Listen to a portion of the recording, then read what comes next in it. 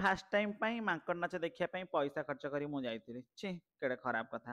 Hello guys welcome back ମୋ channel YouTube channel ସମର୍ଥନ ଅଫିସିଆଲରେ ଆପଣମାନଙ୍କୁ ସ୍ୱାଗତ। ଆକ୍ଚୁଆଲି ମୁଁ ତ ଟ୍ରାଭେଲ୍ ବ୍ଲଗ୍ କରୁଛି ଆପଣଙ୍କୁ ଜଣେଇଥିଲି ଯେ ମୁଁ ଆସିକି ତ୍ରିପୁରାରେ ପହଞ୍ଚି ଯାଇଛି। ତ୍ରିପୁରାର ରାଜଧାନୀ ଅଗରତାଲାରେ ପହଞ୍ଚି ଗୋଟେ ଦିନ ରେଷ୍ଟ ନେବା ପରେ ମୁଁ ବାହାରି ଯାଇଥିଲି ତା ପରଦିନ ଅଗରତାଲାକୁ ଏକ୍ସପ୍ଲୋର କରିବା ପାଇଁ। ମୁଁ କ'ଣ ଏକ୍ସପ୍ଲୋର କଲି ସେଇଟା ମୁଁ ଆପଣଙ୍କୁ ଭିଡ଼ିଓ ମାଧ୍ୟମରେ ଦେଖାଉଛି। ପ୍ରଥମେ ମୁଁ ଆସିଥିଲି ଅଗରତାଲାରେ ଥିବା ଗୋଟେ ରାଜପ୍ରାସାଦ ଯାହାର ନାଁ ହେଉଛି ଉଜ୍ଜୟନ୍ତ ପ୍ୟାଲେସ୍। ସେଇଟା ଉଜ୍ଜୟନ୍ତ ପ୍ୟାଲେସ୍ ଏବେ କନଭର୍ଟ ହେଇଛି ତ୍ରିପୁରା ଷ୍ଟେଟ୍ ମ୍ୟୁଜିୟମରେ, ଯେଉଁଠିକି ତ୍ରିପୁରାର ହିଷ୍ଟ୍ରି ଆଣ୍ଡ ଏବେ କଲଚର ଆଣ୍ଡ ତାର ଡ୍ରେସ୍ ପଟା ତା ଜୁଏଲାରୀ ଫୁଏଲାରୀ ସବୁର ଶୋକେସ୍ ହେଉଛି। ତାପରେ ଏଠିକାର ଭ୍ୟୁ କିଛି ଏମିତି ଥିଲା ଯେଉଁଟାକି ମୁଁ ଆପଣଙ୍କୁ ଦେଖେଇଲି। ତାପରେ ମୁଁ ଆସି ଗେଫା ମାରିବାକୁ ମୁଁ ପଳେଇ ଆସିଲି। ଏଠି ତ ଇସ୍କନ ପାଖରେ ଥିବା ଜଗନ୍ନାଥ ମନ୍ଦିର ସେଠି ବହେ ଗିଳିଲି, କିନ୍ତୁ ଖାଇବା ପୁରା ଅଲଗା ପ୍ରକାର ଟେଷ୍ଟ। କିନ୍ତୁ ନିନ୍ଦି ତ ପାରିବିନି ଯେହେତୁ ଏଟା ଜଗନ୍ନାଥଙ୍କ ପ୍ରସାଦ।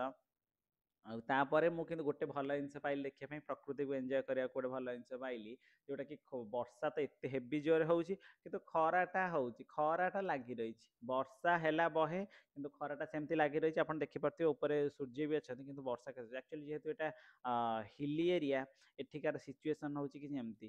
ତାପରେ ମୁଁ ଗଲି ବାଂଲାଦେଶକୁ।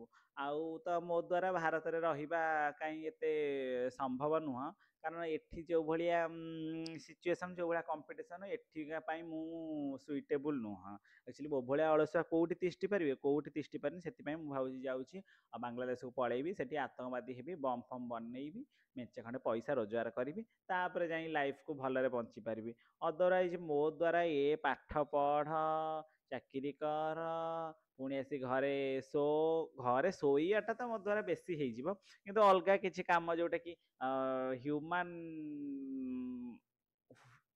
ମଣିଷ କାମ କରୁଥିବା କାମ ଗୁଡ଼ା ମୋ ପାଇଁ ଏଗୁଡ଼ା ପୁରା ୱେଷ୍ଟ। ତାପରେ ସେଠୁ ଗୋଟେ ଆଇ କାର୍ଡ଼ ନେଇ ସାରିଲା ପରେ ଆମେ ୱେଟ୍ କଲୁ ବହୁତ ସମୟ ଚେକ୍ ପୋଷ୍ଟକୁ ଯିବା ପାଇଁ।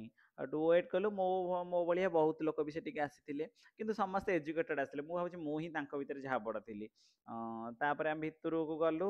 ଆଉ ମୁଁ ଭାବିଥିଲି ଏଠି ଆକ୍ଚୁଆଲି ମୋତେ ଜଣେ କହିଥିଲେ ଅଟୋବାଲା, ଏଠି ଗୋଟେ ଡ୍ରିଲ୍, ଯେହେତୁ ଶନିବାର ଥିଲା ଏଠି ଗୋଟେ ଡ୍ରିଲ୍ ହବ, ମାନେ ଏକ୍ସରସାଇଜ ହବ। ଆଣ୍ଡ ଇଣ୍ଡିଆ ଆଉ ବାଂଲାଦେଶର ମାନେ ସୋଲଜର ମାନେ ଆସି BSF ମାନେ ଆସି ସେମାନେ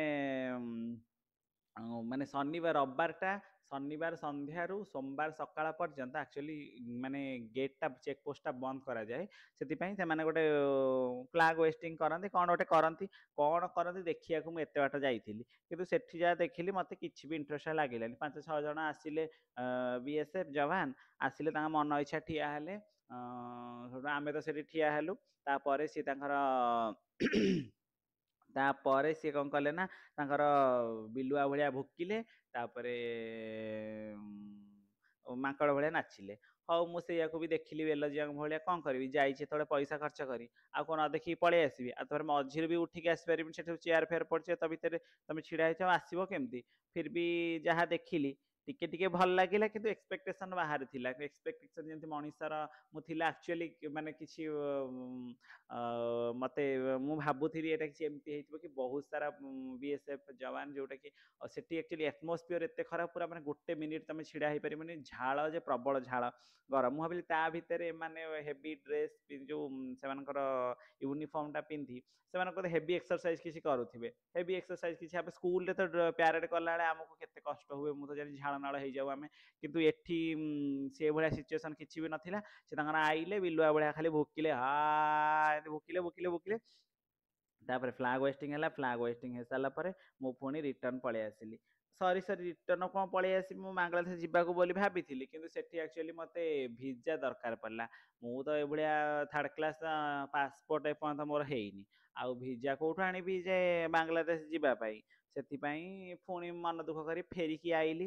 फेरिकी आसिली तापर सेठी सेई कौन से दीटा डेइले जे ସେଥିରେ ପୁଣି ଲୋକ ତାଙ୍କର selfie selfie selfie photo photo ଉଠେଇଲେ ଆଉ ମତେ ଯାହା ହଉ ଗୋଟେ ଜିନିଷ ଭଲ ଲାଗିଲା ଆଉ ବାଂଲାଦେଶ ଆଉ ଇଣ୍ଡିଆ ଭିତରେ ଏବେକାର ଯୋଉ କ୍ରାଇସିସ୍ ଚାଲିଛି ବୋଲି ଲୋକ କହୁଛନ୍ତି ଯେ ବାଂଲାଦେଶୀ ଗୁଡାକ ପଳେଇ ଆସୁଛନ୍ତି ଇଣ୍ଡିଆକୁ କିନ୍ତୁ ସେଠି ସେମିତି କିଛି ନଥିଲା କେହି ବି ଯିବା ଆସିବା କରୁନଥିଲେ ସେଟା ଓନ୍ଲି ଆମେ ଯାଇଥିଲୁ ଦେଖିବା ପାଇଁ ଆଣ୍ଡ ଆମେ ସେପଟକୁ ଯାଇପାରିବୁନି କି ସେପଟ ବାଂଲାଦେଶ ଲୋକ ଯୋଉମାନେ ବି ଦେଖିବାକୁ ଆସିଲେ ସେମାନେ ଏପଟକୁ ଆସିପାରିବେନି आशा करुँच मो भिडटा समस्त को भल लगी एक्चुअली समस्त को नुह जो मैंने ट्रावेल कर से माने देखिकी एंजॉय करेंगे आ जो मानकर अधिक इच्छा वीडियो देखापी से माने निजे पलि आसतु निजे बुलतु निजे देखु डायरेक्ट व्यू मु यूट्यूबर नुह एंड मु तुम ठिका नहीं जे तुमको देखा भिडियो दयाकोरी